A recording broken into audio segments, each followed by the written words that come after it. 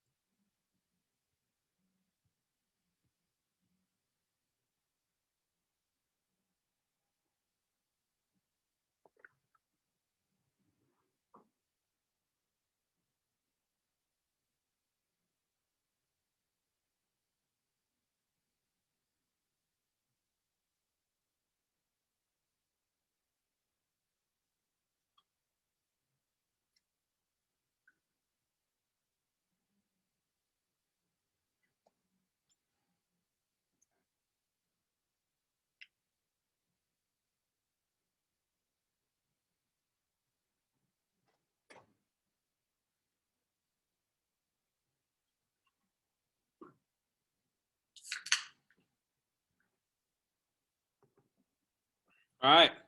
Nice. We are up to 21 responses. Let's see what y'all think.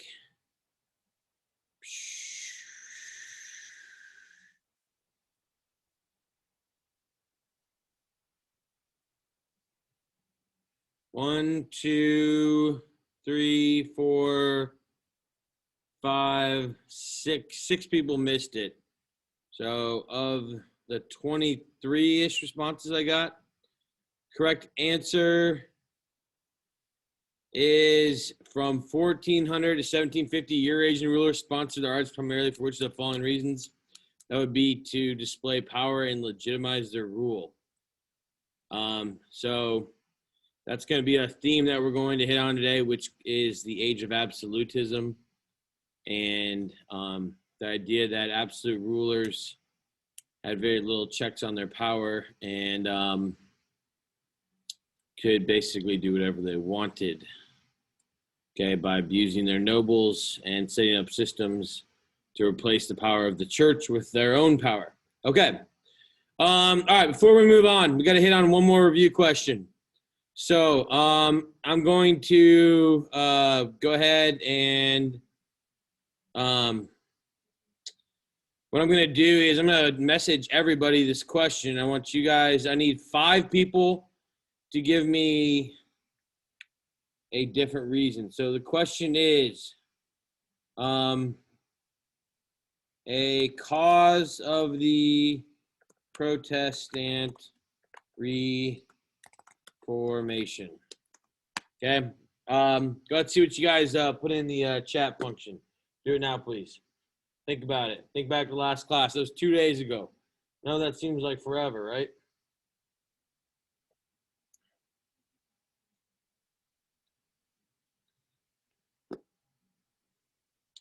What y'all got?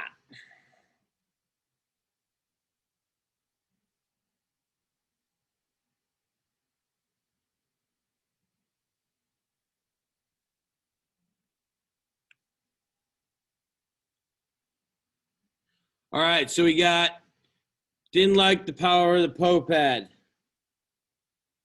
Good. Martin Luther's 95 Theses, church corruption, Catholic Church selling indulgences, the Renaissance thinking for themselves, Pope exploiting the power, 95 Theses. The printing press, I'm sure, is on top of someone's head. They just didn't really want to put it in there because it's a lot to write, 14 characters with a space in between. Yeah, church wanted money. Good. So you guys, that's good. So you learned something, or you remembered something from the past from Tuesday. Good. All right. We're going to start off class with a short video.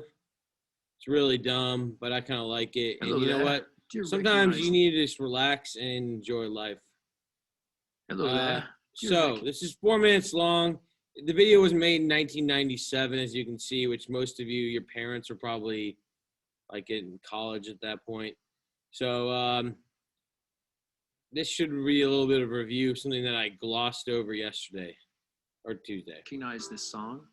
That's right, it's Greensleeves, and it is perhaps the best-known song composed for the lute. Some have said this song was composed by King Henry VIII, you know, the English king with all the wives. Despite this widely held belief, the facts are that Greensleeves did not even reach England until well after King Henry's death. But there is one song that all historians and musicologists agree was written by the notorious king. The best-known song of all time, a song so great that it overshadows all songs to this day. This song by King Henry goes something like this.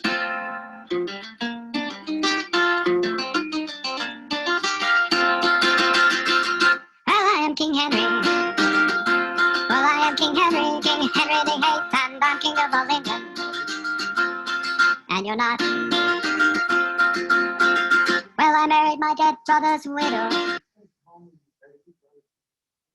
Good grammar and spelling are important, but if you want to write essays that inspire, messages that forge brighter connections, and emails that get the job done, Skip the ad. you need to think about more than My just grammar and songs. spelling. Sorry. I married his widow, Catherine, oh, Catherine of Oregon. But she wasn't no fun now. She wasn't no fun now. No, fun, no fun now. So I decided to divorce her. Yeah, but the church said I shouldn't. The silly pope said I couldn't. But I am King Henry. King Henry the Eighth, King Henry the Eighth, and I'm king of all England. And the pope is not. So I married another. My Berlin, my lovely, and Berlin. But she wasn't much better. She wasn't much better than the first. In fact, she was a little worse. So I cut her head off. I cut her head off with a sword or an axe. I don't remember, only took one whack. Here we go now. I'm King Henry.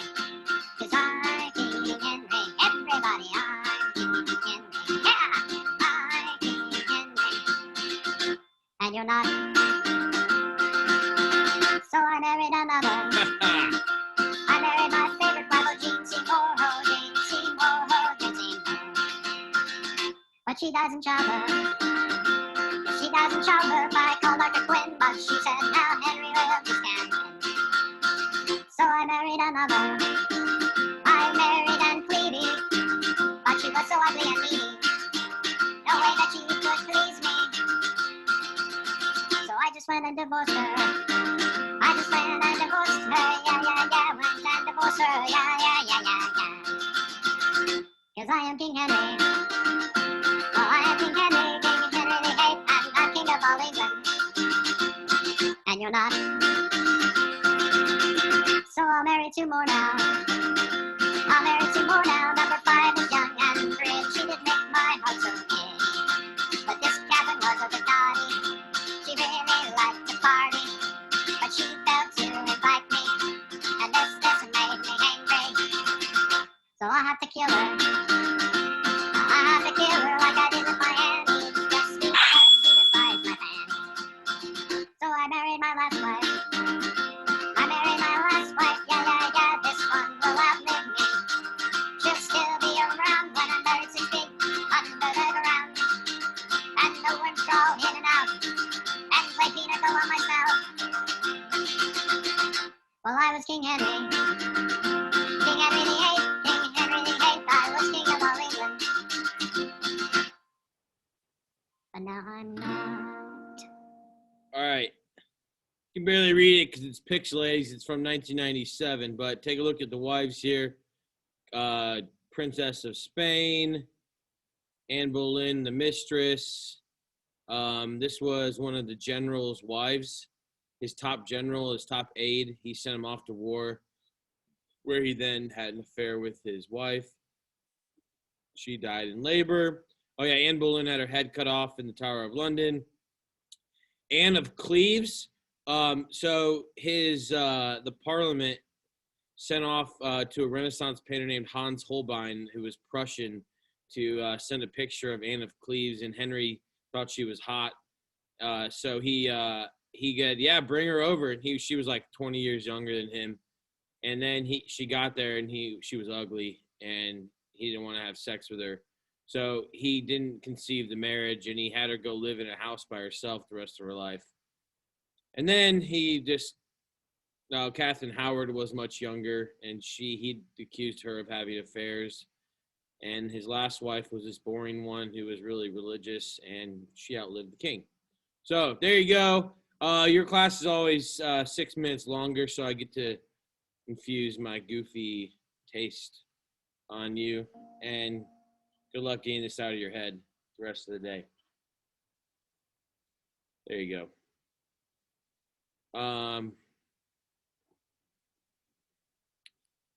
There you go. Musical 6, and Vivian said her cat even walked over to the computer. I feel like my day is complete. I'm going home now. No, I'm joking, but I could. All right, so let's jump back into what we were talking about the other day. I'm going to need y'all to turn those brains back on to high full power, blast, all that good stuff, okay? So this is a juicy slide that has a lot of information on it, but the most important thing to gain from this is Henry was called the defender of the Catholic faith, and the Pope had all this, what do I say, support for him, and had a confidence in Henry. And then Henry not only split from the Catholic Church, declared the act of supremacy, where he was now the political and religious leader.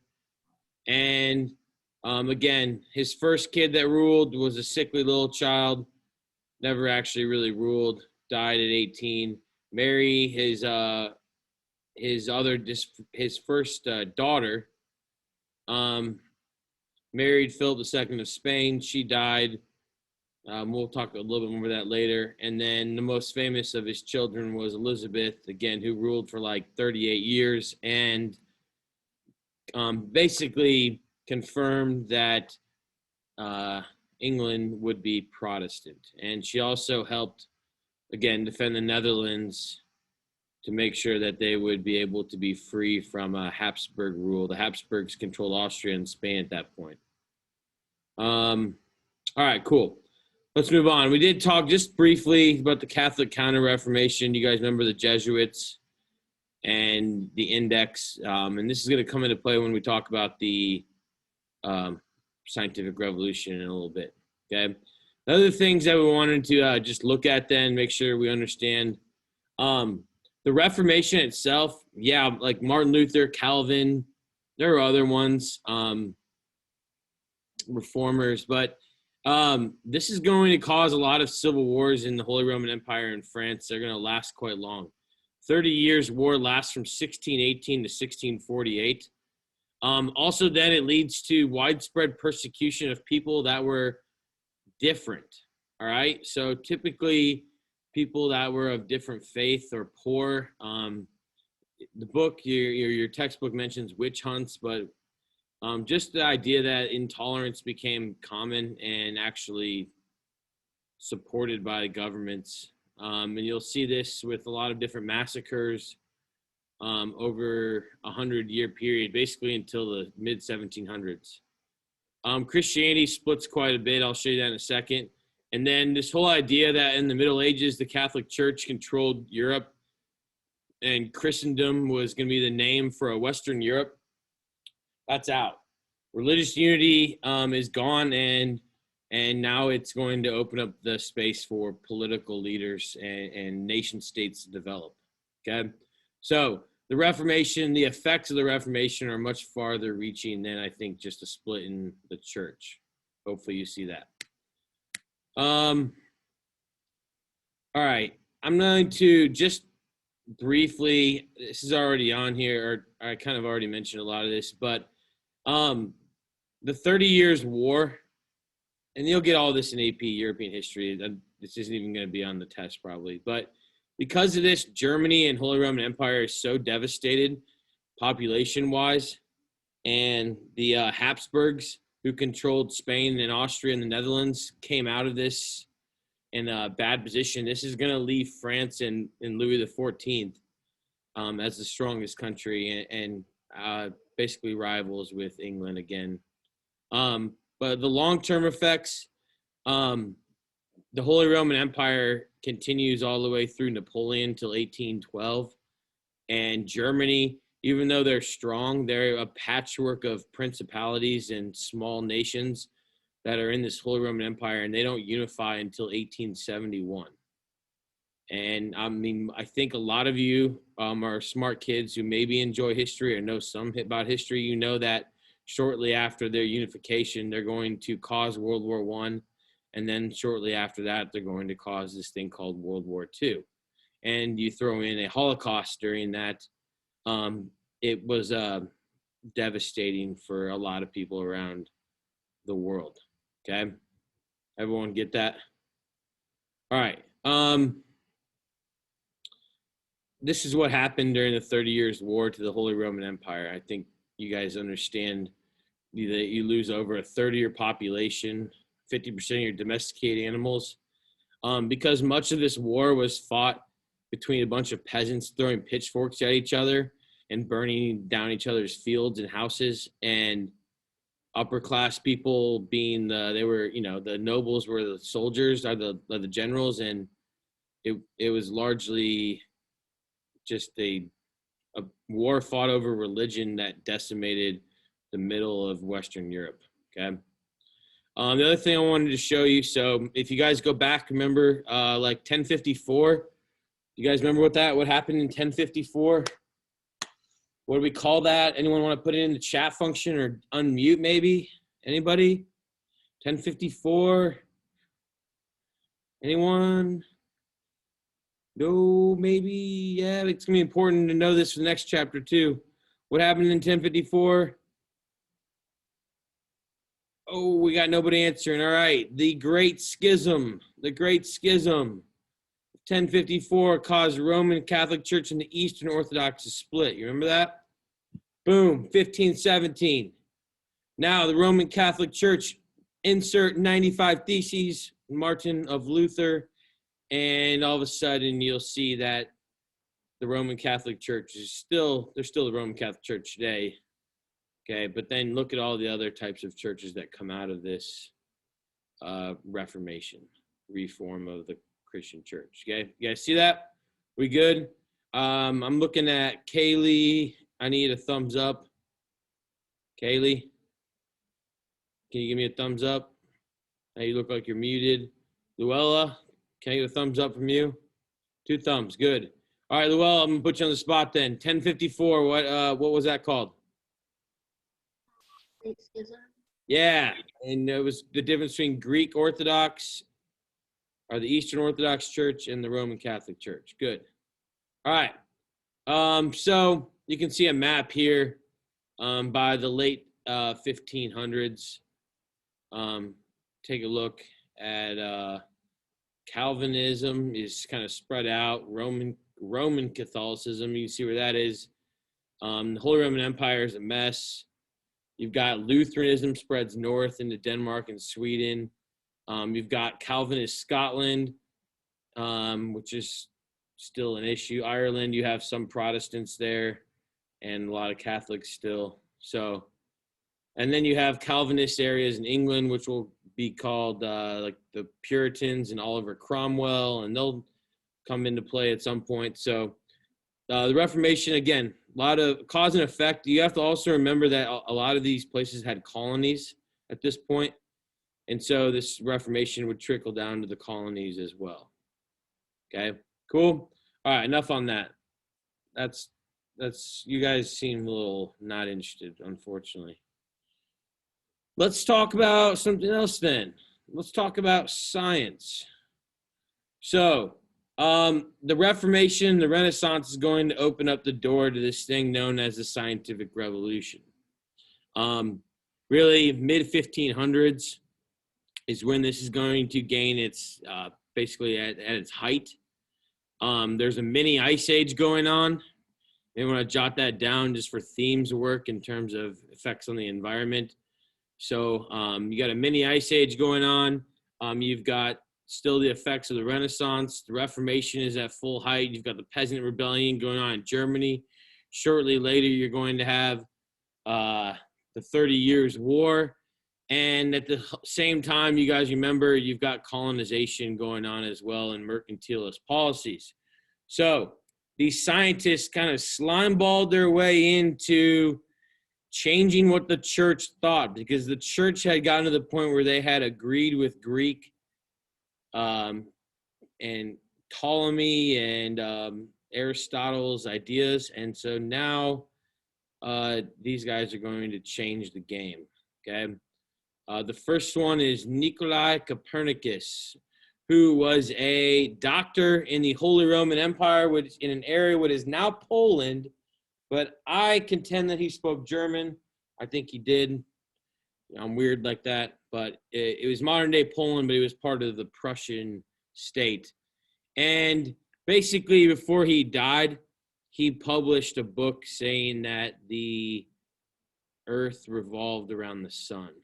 And that challenged the idea that had been accepted at that point for about 2,000 years.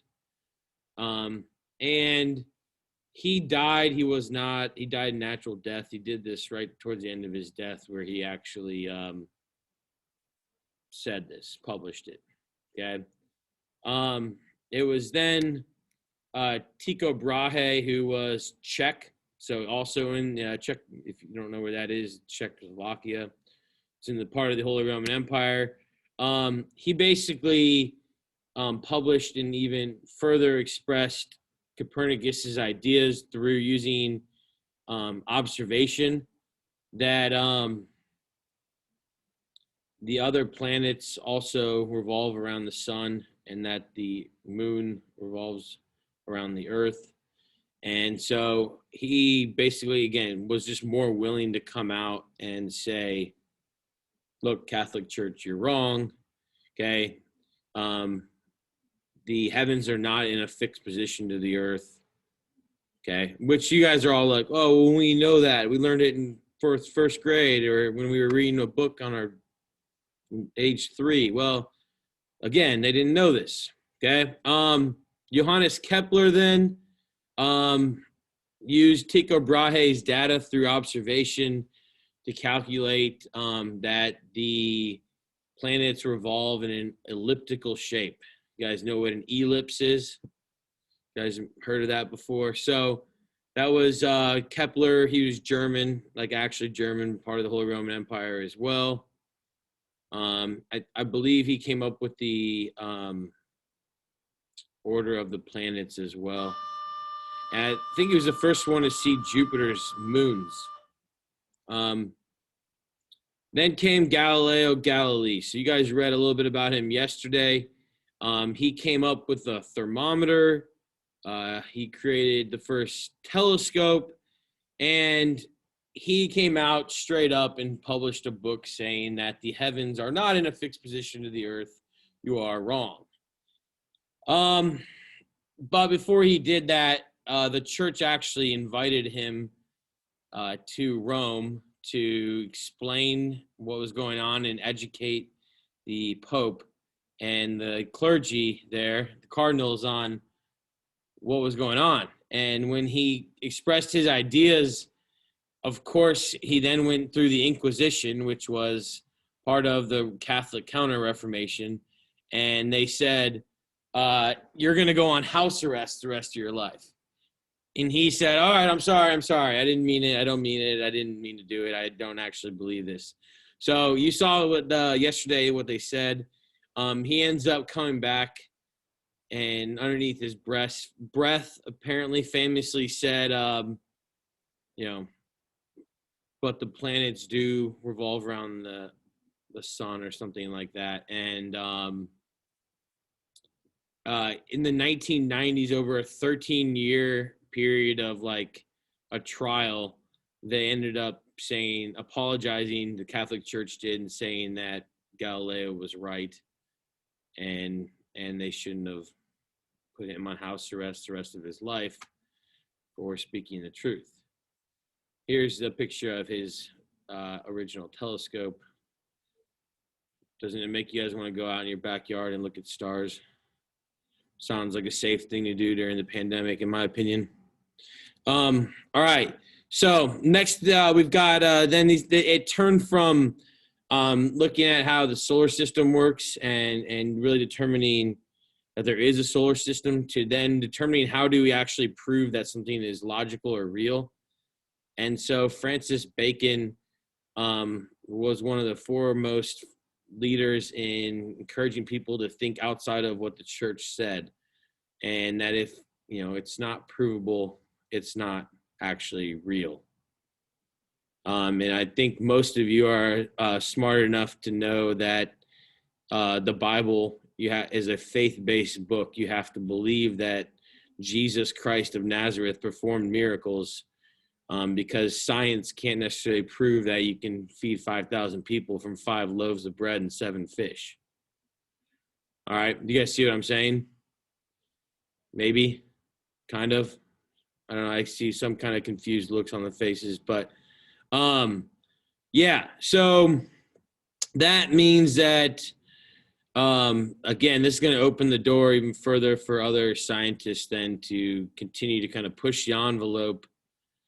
Descartes, more of a philosopher than a scientist, but took the ideas from Bacon and basically said, his famous quote is, "I think, therefore I am." But again, you can't. There's no way to prove that anything is actually right unless you can use a scientific method to prove it. So, obviously, this made people and political leaders who were aligned to the church nervous. But at the same time, for example, like Louis XIV is the strongest king in the late 1600s. He financed the first academy or college based, that had philosophers and scientists there, because it also became a thing for European leaders to be sponsoring these scientists that came up with the most creative thoughts and new ideas. So it was a bit of a juggling act you don't want to upset the Pope, because France was technically Catholic, but you also want to be the world leaders. Andreas Vesalius, also part of the Holy Roman Empire. And at the time, the church said you weren't allowed to touch a corpse, like the body. The soul had already entered into heaven or purgatory, but the body wasn't to be touched. And so he went around and robbed graves at night and opened up bodies, and was kind of the forefront leader on describing how blood circulates around the body, how muscles and tissue work. And he did that again through studying these corpses. You can see some pretty cool paintings or sketches here. Anton von Leeuwenhoek. Okay, you guys probably talked about him in biology earlier in the year. Invented the microscope, and then the first to come up with the cell theory as well. Boyle, father of chemistry. So a lot of these scientists believed in alchemy, like thinking they could take like rocks and change them into other kinds of rocks, and a lot of stuff that is like really not right today. But Boyle came up with this idea that everything is composed of tiny matter that behaves in similar patterns. And so some of you have probably used Boyle's law, P1V1 equals P2V2 volume. And I remember manipulating this dumb equation in chemistry class so many times, and it's like blah blah blah blah. But yeah, if you're into that thing, that's going to be your job someday. You know, part of the scientific revolution. Lastly, then, Sir Isaac Newton, also a chemist, who really kind of a weird guy in England, but he, through his studies, came up with the theory of gravity.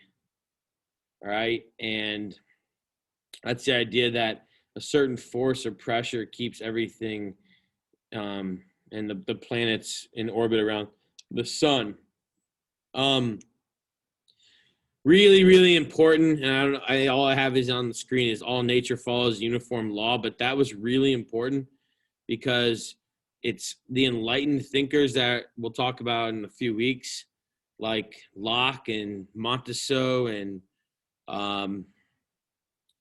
JJR, Jean-Jacques Rousseau, and all these guys will take Newton's idea that if all of nature follows uniform law, then humans, as being part of nature, have to follow uniform laws as well.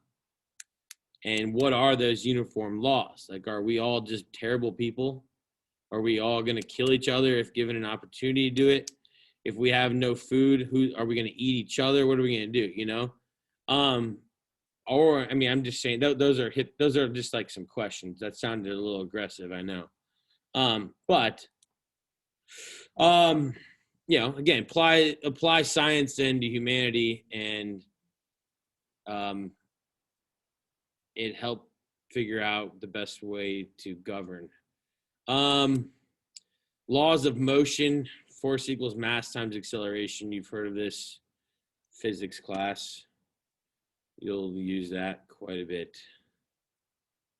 Yes, Brooke just asked me, do we know what his uniform laws were? Force F equals ma. F equals ma. You're going to use that one a lot. Okay.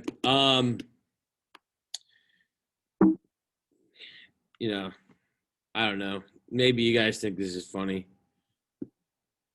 I don't know. It depends on the mood you're in on Thursday afternoon. No. Yeah. I went to a Cherry Tree Elementary.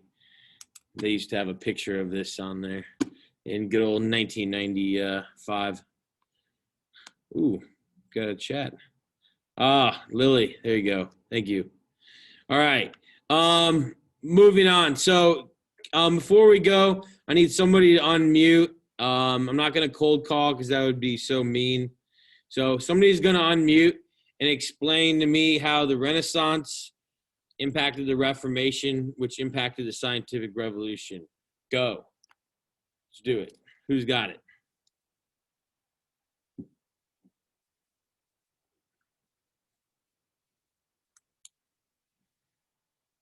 Got to unmute to do it, though.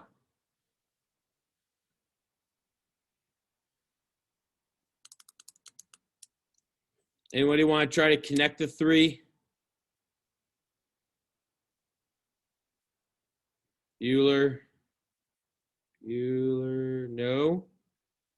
Okay. So how does the Reformation or the Renaissance connect the Reformation to the scientific revolution? Grace. All right. Okay, so I could be wrong. I don't really know, but maybe because... Come on, Grace, let's rephrase this. Never start off a conversation with I could be wrong because I don't know. You do know. That's why you're talking. So be confident in yourself. Okay. Let's try that again. Go ahead.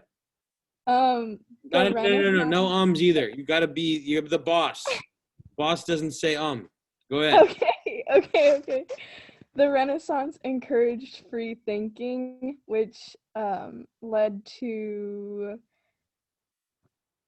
the scientific revolution, which because there was like new ideas about science, right? That what I okay. Yeah, you're on the right track. You missed one in the middle, but you were close.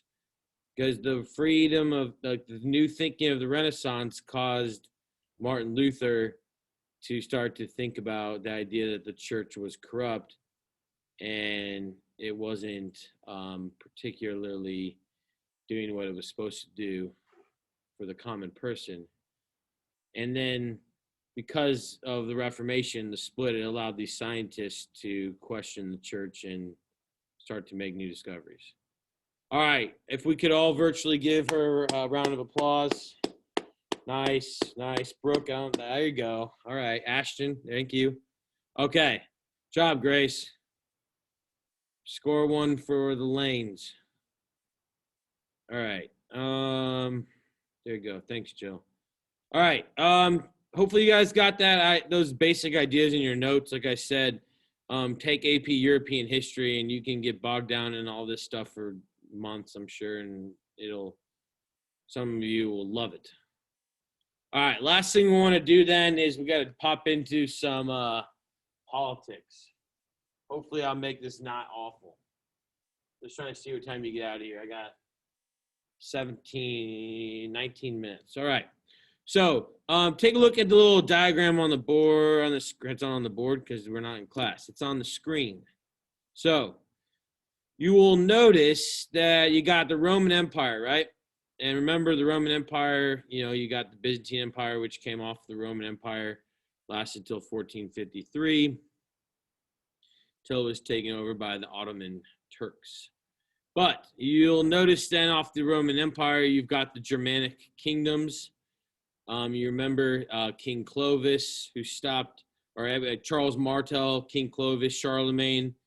They were the ones that kind of set up the feudal system that would exist until monarchy started to develop during the 100 Years' War and after the Crusades in France and in England, eventually in Spain, Portugal.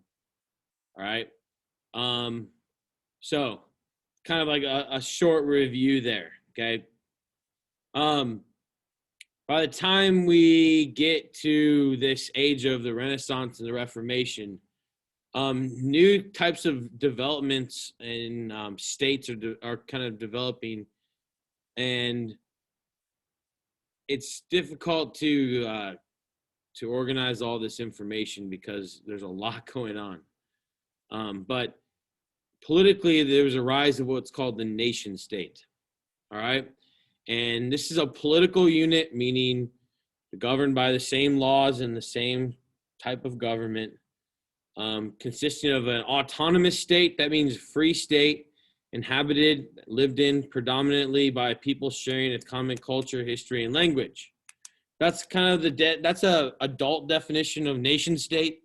If you guys want to write down the kid definition, I would write down like a nation state is the same people living together, eating the same sausages and drinking similar beer. I'm just kidding. That sounds like Germany. But yeah, I mean, it's pretty common sense though. Okay.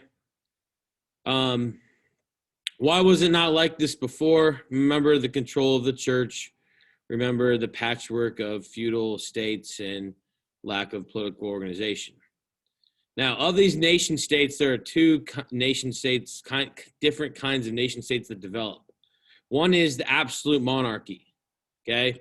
Which absolute monarchy, I mean, the common sense definition of absolute monarchy is you have a ruler who has absolute power, okay? I wrote on here a long time ago, the monarch serves as the sole source of power, and the big key here is that they're not legally bound by any constitution or any limits on the rights of their power.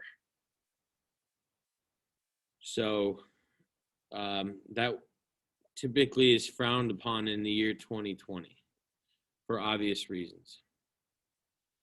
The easiest example and probably the most classic example of the absolute monarchy at this time is France. Okay, France. And the Capetian family. I mean, they're kind of the symbol of this absolutism. I'll show you why in a second. All right, the other type then is limited monarchy. And this is also, you still have a king or queen or a royal family, but they are the head of state, chief of war, or the military, but they have to rule with a limit on their power. So typically, you could say a parliamentary monarchy, meaning there's a parliament that advises them what to do, or a constitutional monarchy where the king or queen has to rule under the auspices of a constitution. You guys go with that? Would you rather live in an absolute monarchy or a limited monarchy? If I had time, I'd have you press the little fancy buttons on the participants page, but I think the obvious answer here is limited monarchy. Yeah, I think you get that. All right. So Europe around 1700.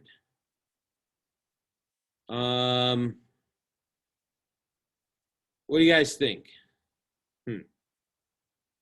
Looking at this, is there anything that surprises you here? What surprises me, if you were in class, I would always be using my fancy laser pointer, to show you the size of the Spanish monarchy. You'll see that they control southern half of Italy and Sardinia, because that was all of that, and the Habsburg Empire in the yellow was all ruled by the same family for, in the 1400s. That's the Habsburg family. That's why they're so famous, okay? And then they split it up in the early 1500s.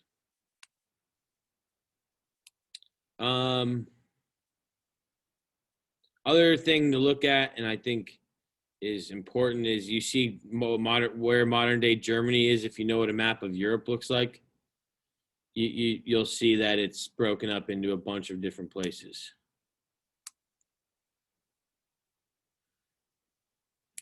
All right, and you'll see also, maybe to mention, that the Kingdom of Poland exists until Russia, Austria, who's the Habsburgs, and Prussia decide that they're going to take it, which happens 3 times in history. All right. So, we already talked about these, right? Yeah, you guys get this. We don't need to do that. So let's talk about Louis XIV. Okay, incredible. First off, look at those legs.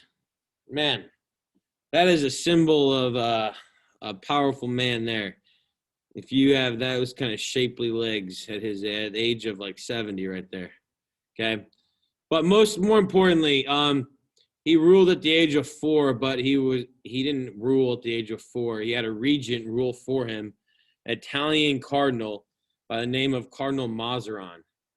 And even though he was a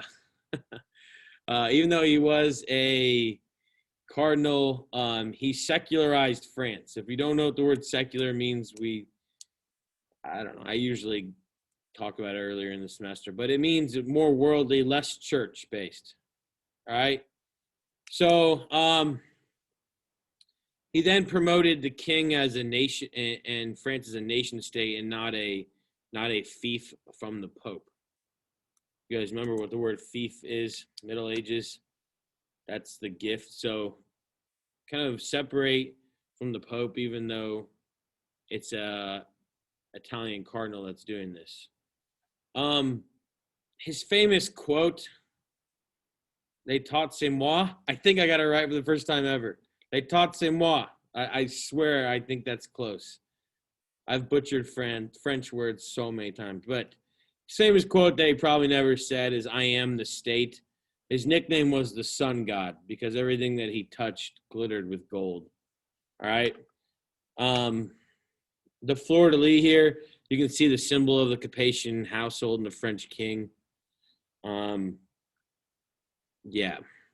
So Louis increased the power of the nobility. Limited the power of the nobility, and increased his own what are called royal intendants. So instead of using the nobility to collect taxes for him, he basically just said, I'm going to use my own tax collectors called intendants. And he then allowed the church to hold their positions in their lands, but he put his own people in power. He definitely stressed the economic system of mercantilism. And you don't need to know this name for this class. I apologize, but Jean-Baptiste Colbert was his economic advisor, and he was the one who pushed really trying to get as much out of India and North America. And so the fur trade in North America and colonists in Canada and, where we're living right now in Indiana. And that made millions of dollars at a time when furs were very, very valuable in Europe. Louis also then was responsible for the building of the Palace of Versailles, which I had you guys analyze a picture of yesterday, maybe prematurely because we hadn't had an opportunity to look at this yet.